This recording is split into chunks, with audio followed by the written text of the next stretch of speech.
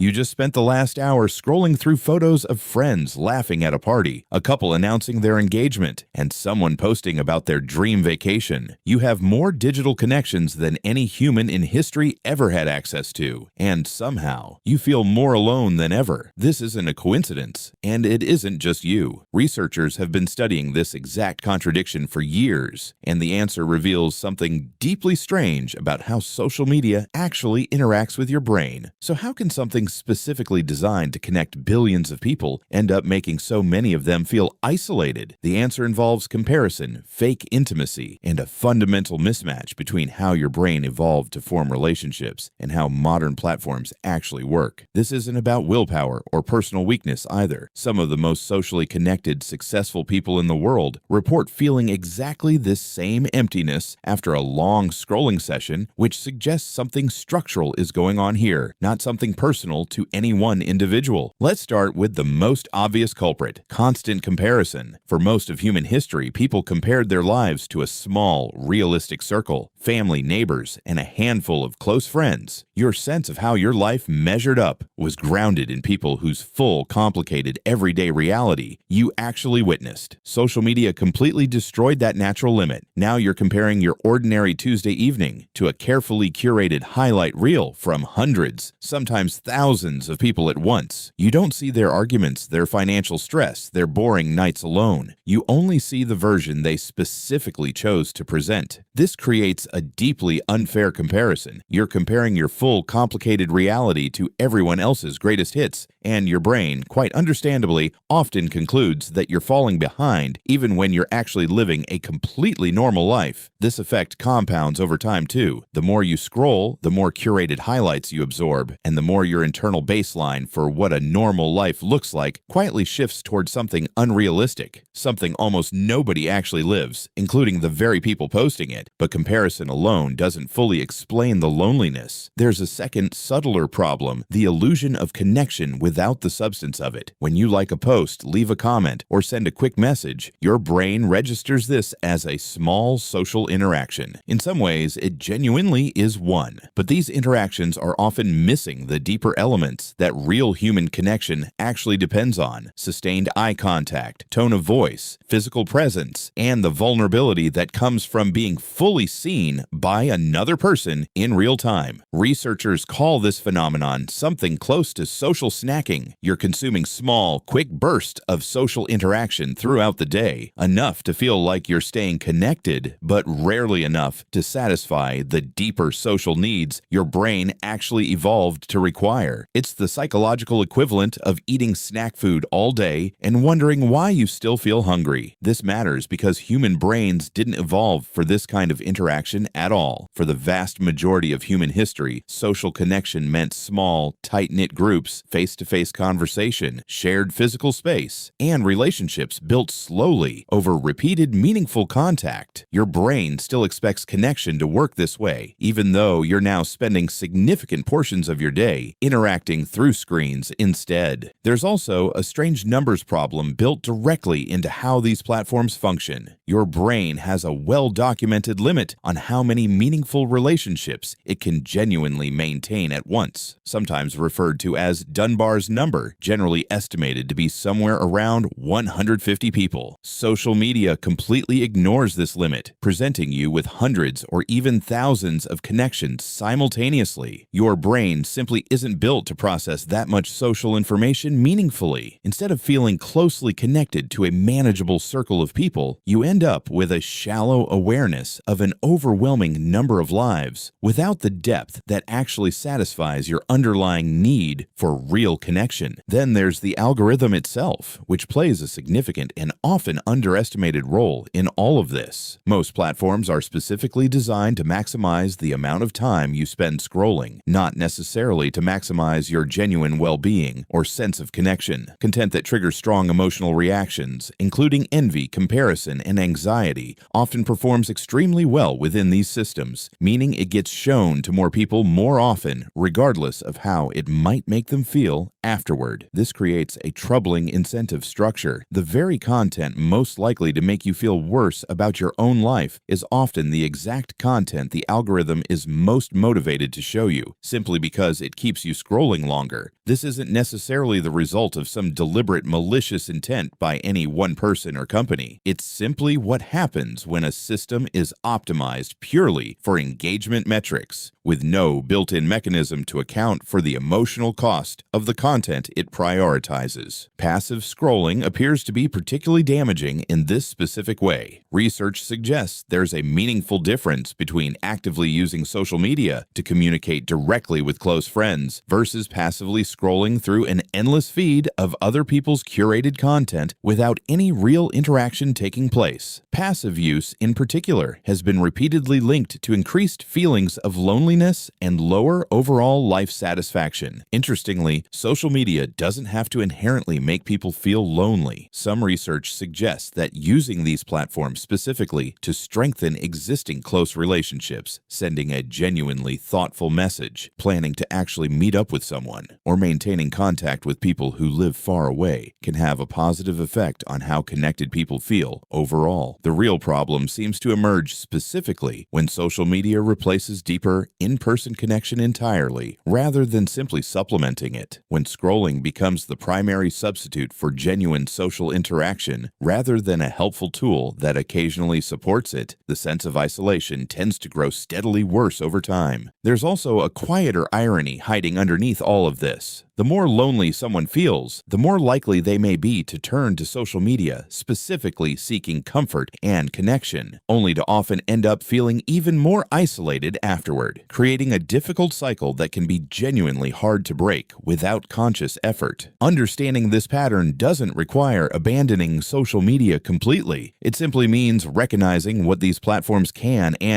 actually provide. They can help you stay loosely aware of people's lives, and they can genuinely support relationships you're already actively investing time and effort into elsewhere. But they generally cannot replace the deeper biological and psychological need humans have always had for real, sustained, in-person connection. In many ways, feeling lonely while surrounded by hundreds of online connections isn't a personal failure or a sign that something is uniquely wrong with you. It's a completely understandable, predictable response to using tools that were fundamentally built to maximize engagement and attention, not necessarily human well-being or genuine emotional fulfillment. Recognizing this distinction alone can be genuinely useful. The problem was never that you're bad at making friends or somehow uniquely unlikable. The problem is that you're using a tool built for one purpose to try to satisfy a need it was never actually designed to fully meet. If this resonates with you, let us know in the comments whether you've ever felt this exact contradiction yourself, more connected online than ever before, yet somehow lonelier than you expected to be. And if you want more surprising truths about how your brain and modern technology actually interact, hit subscribe for more, because the gap between how connected we appear online and how connected we actually feel is one of the strangest, most overlooked stories of modern life.